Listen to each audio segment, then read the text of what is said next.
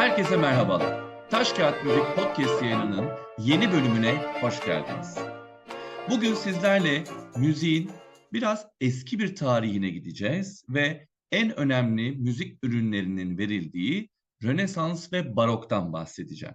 Bugün ele alacağımız besteci ise geç Rönesans ve erken Barok dönemi olarak bilinen dönemdeki ilerici düşünce yapısıyla günümüze kadar etkisi sürdürülen bir besteci.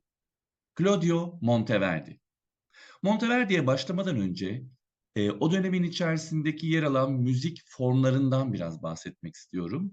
Batılı anlamdaki müzik kültürüne bakarsak aslında kilisenin çok büyük bir etkisi olduğunu söyleyebiliriz. Aslında bu tüm sanat dalları için geçerli. Resimde, yazıda, dolayısıyla da müzikte ve sahne sanatlarında. Dini müzik içerisinde insan sesinin çok önemli olduğunu, özellikle Hristiyanlıkta çok önemli olduğunu söyleyebiliriz. Tek sesli monodik yapıyla başlayan erkek korosu. Neden erkek korosu diyoruz? Tabii ki kadın sesi çünkü yasaktı. Erkek sesleri daha sonra ikiye bölündüler ve bir kısım erkek, daha ince sesli erkekler farklı bir melodi, bir kısım erkek sesi ise daha kalın olduğu için farklı melodi yapmaya başladı. Dolayısıyla iki sesli müzik ortaya çıktı. Rönesans'la birlikte bir değişim başladı, reform da bunu destekledi ve derken kadınlar da koroya katıldılar ve iki ayrı ses de onlar eklendi. Dört sesten oluşan bu bölünmenin dışında tabii ki bu kadar keskin bir çizgiyle hemen din dışı müziğe geçilemedi. Din dışı müziğin ilk örneği ve en önemli örneği ise madrigallerdi. Şimdi madrigaller demişken size madrigal kelimesinden ve türünden biraz bahsetmek istiyorum. Madrigal, İtalyanca madrigale kelimesinden türüyor ve İtalyancadaki mandra yani sürü sözünden kaynaklanıyor.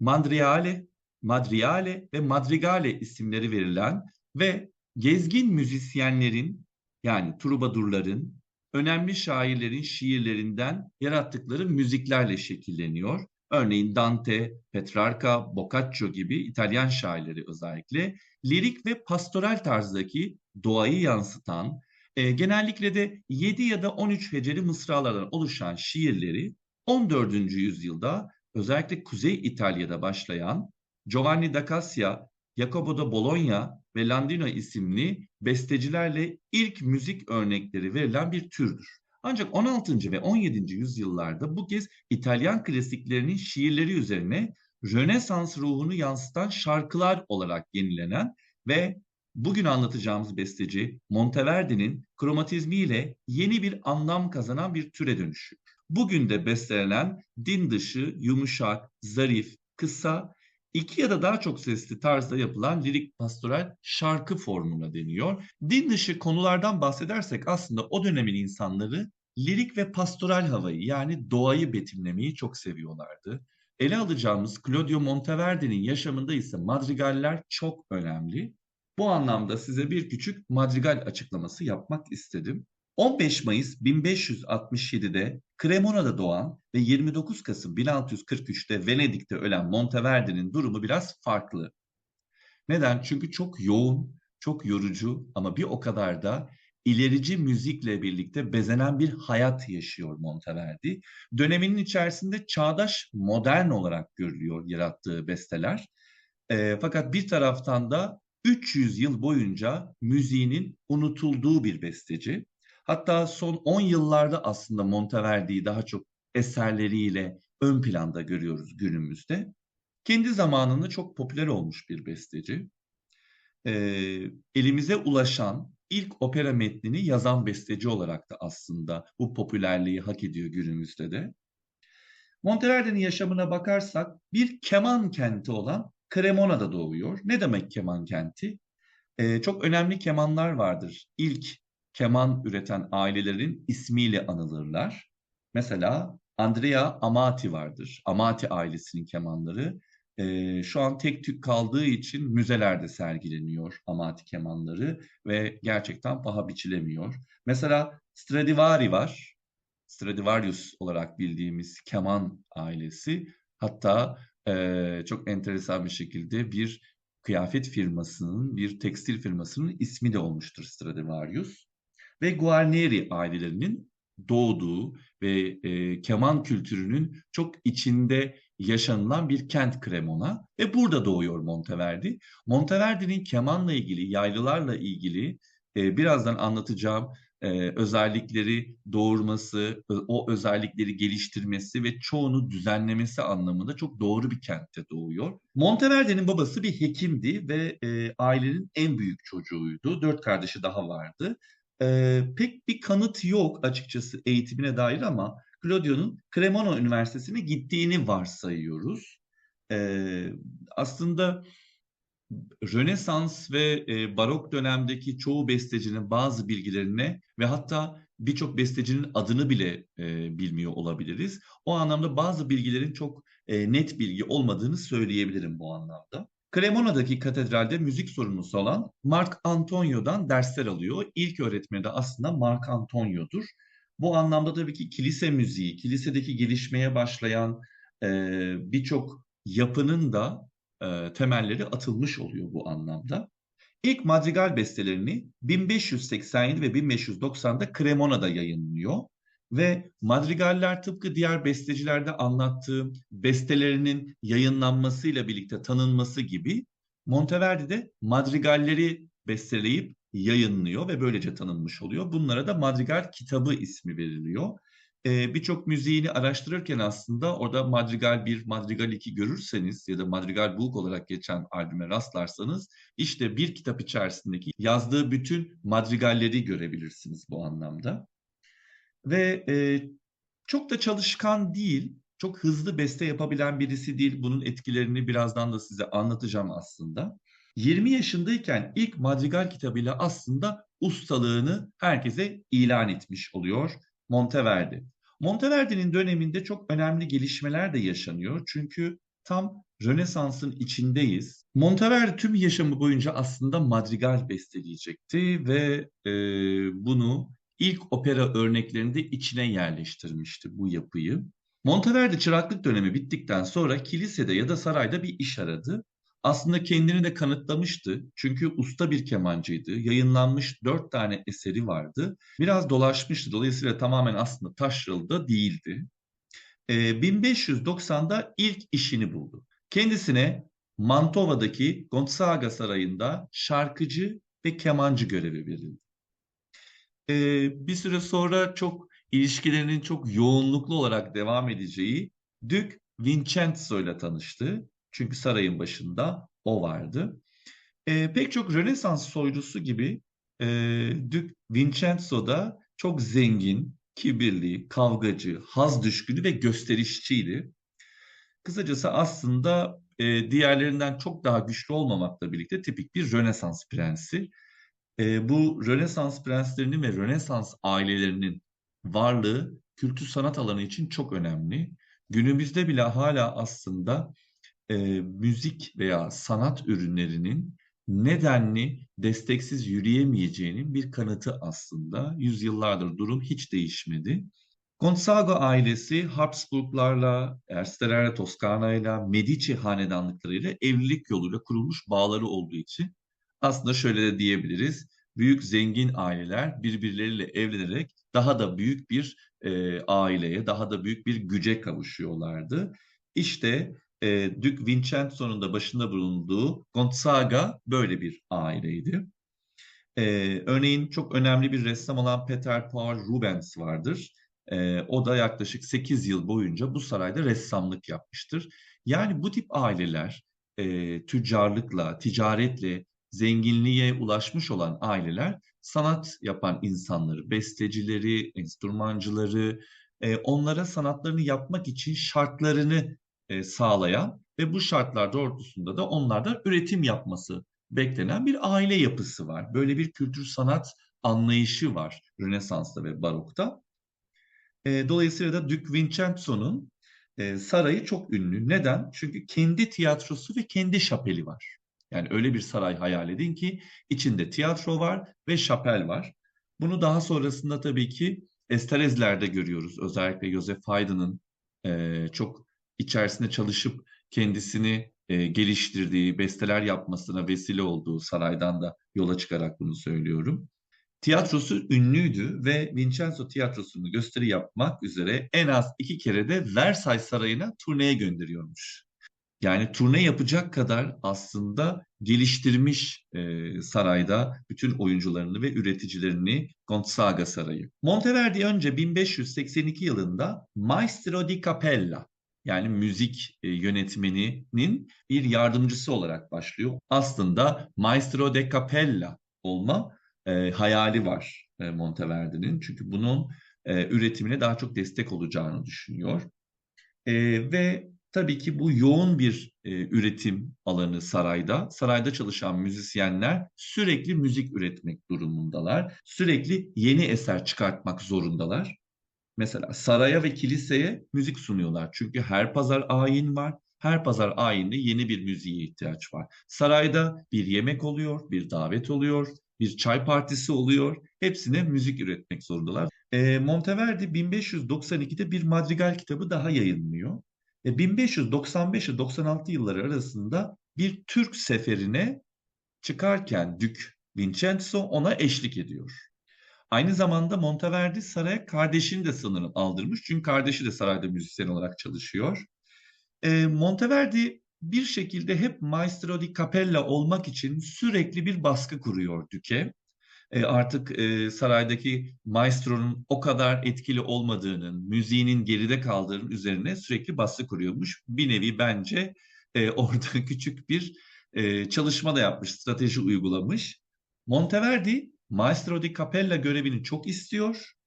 E, Bir yandan aslına bakarsanız ücreti çok düşük, iş çok ağır ve emek isteyen bir iş olmasına rağmen çok maddi sorunlar yaşadığı için Monteverdi bu göreve talip oluyor ve bu görevi almak için sonuna kadar savaşıyor. Gördüğünüz gibi hangi dönemde kimin müzisyeni olursanız olun, demek ki müzik kültürü e, Dük'ün sarayında bile tam olarak karşılanmıyor, tam olarak karşılığını alamıyor birçok besteci ve müzisyen gibi. Günümüzde de çok değişen bir şey yok aslında baktığımızda. Beşinci kitabı Monteverdi'ye uluslararası bir ün kazandırıyor. Yine bir madrigal kitabı yayınlıyor. Beşinci kitabını. Bu kez Almanya'da, Danimarka'da, Belçika'da yayınlandığı için aslında Avrupa'nın tüm önemli merkezlerine Monteverdi ismi duyulmaya başlıyor. Ve Monteverdi 1607'de ilk operası Orfeo'yu besteliyor. Şimdi hazır operadan bahsetmişken operanın birazcık tarihinden de size bahsetmiş olayım. İlk opera örneğinden de bahsetmiş olayım. Opera o sırada yeni bir müzik formu. Çünkü açıkçası kökeni yaklaşık 10 yıl öncesinde 1597 yılında ilk defa opera besteleniyor. Bu operanın bestelenmesine önce olan bir yapı var. İsmi de Camerata. Şimdi ondan bahsedeceğim size. Vincenzo Galilei, bu önemli gökbilimci olan Galileo Galilei'nin babası efendim Vincenzo Galilei. Galilei şundan bahsediyor. Antik Yunan'daki müzik seyrini araştırıyor. Çünkü biliyorsunuz Rönesans zaten Antik Yunan'ın, Antik Yunan felsefesinin, filozoflarının, sanatının, kültürünün tekrardan canlandırılması üzerine yapılmış bir yapı. Müzikte bu nasıl olur diye düşünüyor. Kendisinin ve grubunun kadim zamanlara ait saydığı şeyleri yeniden yaratacak bir drama ve müzik bileşimini meydana getirmek istiyor. Yani sadece müziği değil, sahnedeki dramanın da ona eşlik etmesi gerektiğini düşünüyor. Eğer ki modern müzik olacaksa eskiyi mutlaka almak ve onun üzerine inşa etmek zorundadır. Bu konuda biraz muhafazakar olduğunu da düşünüyorum açıkçası. Galilei ve topluluğuna verilen isim Floransalı Camerata. Yani Floransalı bir sanat topluluğu. Burada ne yapıyorlar? Çok sesliliğe karşılar bir kere. Neden?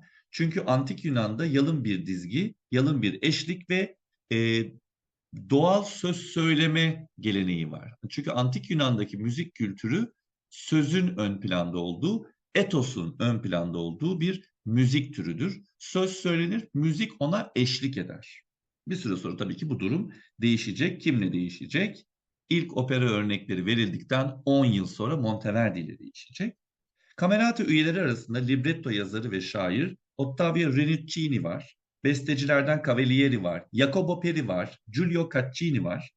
Ve Jacopo Peri 4. Henry Fransa Kralı 4. Henry ile Maria de Medici'nin evliliği sırasında ilk sahne eserini onların düğün eventinin içerisinde gerçekleştiriyor ve operanın ilk örneği ortaya çıkmış oluyor 1597'de Daphne'de. Fakat ne yazık ki elimize bu operanın müziği ulaşmıyor efendim. Birkaç yıl sonra Jacopo Peri ile Caccini Euridice operasını yazıyorlar 1601'de. Fakat burada daha çok düz konuşmaya göre biraz daha melodik, bir şarkıdan daha az melodik, bir sözden daha fazla melodik, böyle tam ortasında bir yapı elde ediyorlar. Yani söz söyleniyor ama müzikle karışıyor. Müzik çok ön planda değil. Bir şarkı diyemiyoruz. Biz buna daha sonra recitatif diyoruz efendim. Yani konuşmaların müzikle söylenmesi şeklinde. Fakat bu ilk örneklerde yani Rönesans müziğinde daha çok sözü duyuyoruz. Müzik çok geride kalıyor. Tabii 1607'ye geldiğimizde yani Monteverdi'nin bu kez Orfeus'uyla operayı daha yaşamsal, canlı bir form haline getiriyor Monteverdi. Tabii ki o dönemin içerisinde oldukça eleştiriliyor. Çünkü kamera tanımı geleneğine uymadığı varsayılıyor. Orfeon'un hikayesi tabii ki çok kullanılır çünkü antik Yunan mitolojisinde müzikle ilintilendirilen bir hikayedir Orfeo. Ve bu doğrultuda Orfeon'un metninin çok kullanıldığını da görürüz müzik tarihi içerisinde, özellikle dramatik yapılarda. Monteverdi'nin orkestrası Camerata'nın tasarladığından daha büyük bir orkestra, daha gelişkin bir orkestra. 36 tane enstrümancı var. Monteverdi diyor ki dramatik yapının yani metnin, şiirin çok büyük bir önemi vardır diyor. Bu yüzden ben o metne uygun müzik yapacağım diyor. Örneğin sahnede bir kılıç dövüşü var. O sırada kemanlarda bir teknik olan tellerin çekilmesi şeklinde de yorumlanan pizzicato tekniğini geliştiriyor. Yani kılıçların birbirine vuruşunu kemanların efekt olarak vermesiyle sağlıyor. Bu durumda müzikle metin iç içe geçmiş oluyor. Yani sadece şarkı söyleme biçimi olarak değil, o dramatik yapıyı ortaya çıkartması için. Monteverdi tabii sarayda başladığı için çalışmaya ve sarayda olduğu için artık mesela Duke Vincenzo'nun oğlunun e, düğünü için Arianna'yı besteliyor. Yani bir yandan da soylular dediğim gibi müzik tarihine büyük katkı sunuyorlar, destekliyorlar. Fakat orada çalışanlar çok mutlu değiller. Çünkü şartlar çok ağır. Monteverdi'nin Arianna'sı bu arada çok keyifli bir müziktir. Bizler opera bölümüne girerken daha giriş sınavında bir tür söylemeye başlarız. İsmi de antik aryadır. Yani aslında operaya başlayan herkes için ya da ses eğitimi şan derslerinde bu arya antik, hatta Türkçe'de daha da birbirine buluyoruz. Aryantik olarak geçen şey antik aryalar. Biz bunları söyleyerek başlıyoruz opera şarkıcıları, opera şarkıcılığı eğitimine. Çünkü o dönemin bestecileri insan sesini nasıl daha güzel kullanabiliriz diye düşündükleri için o yönde hem melodi olarak yapıyı güçlendiriyorlar hem de şan, şarkı söyleme tekniği olarak geliştiriyorlar. Bize de bu anlamda müthiş bir etüt oluyor efendim başlarken.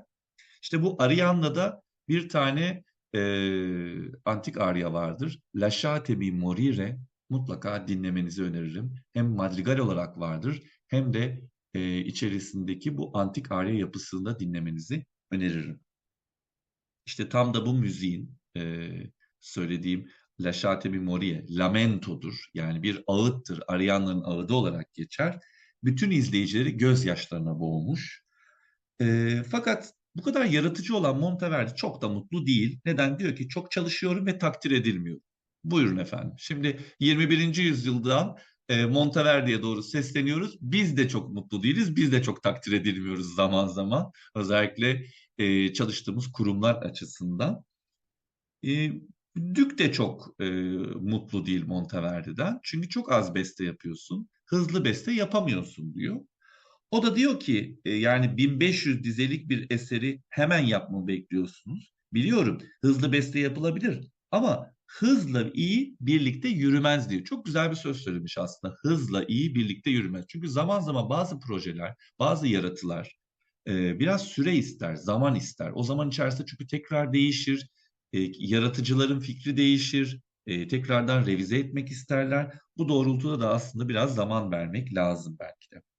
Monteverdi'nin bu mutsuzluğu çok da içinde kalmıyor. Diyor ki ben bu saraydan ayrılıyorum. Neden? Çünkü sarayla çok ilişkisi bozuluyor. Çocuklarıyla birlikte tekrar Cremona'ya, yani yaylı enstrümanların memleketine geri dönüyorlar.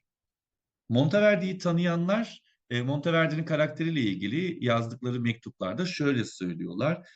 Çok hızlı beste yapabilen birisi değildi. Yalnızca sabahları ve akşamları çalışırmış çünkü. Öğleden sonra dinlenirmiş. Tam bir siesta, tam bir İtalyan kültürü efendim, günümüzde de olduğu gibi. Çok konuşurmuş ve bazen geçimsiz olabiliyormuş. Bir süre sonra Venedik'te 300 duka maaşla e, normal ve geleneksel imtiyazlarla, işte oturulacak bir daire verilmesi bu imtiyazlar ve ondan San Marco Bazilikası'nda Maestro di Cappella olması gereğiyle müzik yapması isteniyor.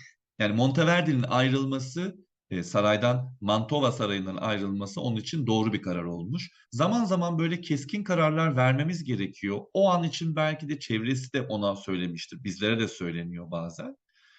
İşte ayrılma, işini kaybetme, ne güzel işte maaş alıyorsun, kurulu bir düzenin var deniyor ama mutsuzken insanların bence çalıştıkları kurumda olmaması gerekiyor.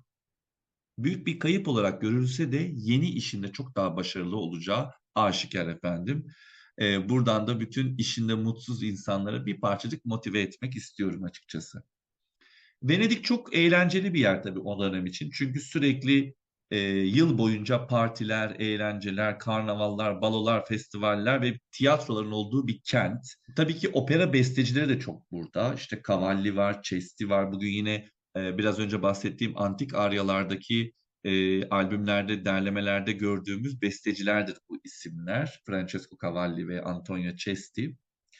Venedik'in 16 tiyatrosu varmış efendim ve 358 opera testleri yapılıyormuş bir yıl içerisinde. Bu çok büyük bir rakam tabii ki. Dolayısıyla da Monteverdi için aslında bulunmaz bir mekan ve üretim yeri Venedik. San Marco Bazilikası'nda Monteverdi'nin emrinde 30 şarkıcı ve 20 enstrümancı var.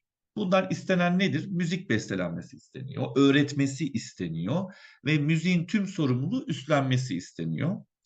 Bach gibi Monteverdi aslında yoğun çalışan bir kilise bestecisi. Dolayısıyla da dini eserlerinin yoğun olması bu anlamda çok önemli bir gösterge. Monteverdi biraz gezmeye de vakit buluyor açıkçası. Henüz sağlığı yerinde. Fakat ömür boyu baş ağrısı varmış ve gözleri bozuk olmasına rağmen çok uzun yaşamış. Ya gözleri bozuk olduğu için sürekli başı ağrıyordu çünkü doğru bir gözlük kullanmadığı için ve sürekli notayla uğraştığı için olabilir. Benim varsayımım bu tabii ki. Belki de sinüziti vardı mesela, o dönem tabii ki bunların hiçbiri bilinmediği için sürekli baş ağrısı çeken ve gözlerinden sorun yaşayan birisi olarak yaşamış. Venedik'e döndükten kısa bir süre sonra 77 yaşında ölüyor. Dediğim gibi çok uzun yaşayan bestecilerimizden bir tanesi Monteverdi. Müzik tarihi açısından öncü bir besteci olan Monteverdi'ye tüm kattıkları için teşekkür ediyoruz. Bir sonraki bestecinin hayat yolculuğunu keşfetmek üzere şimdilik hoşça kalın.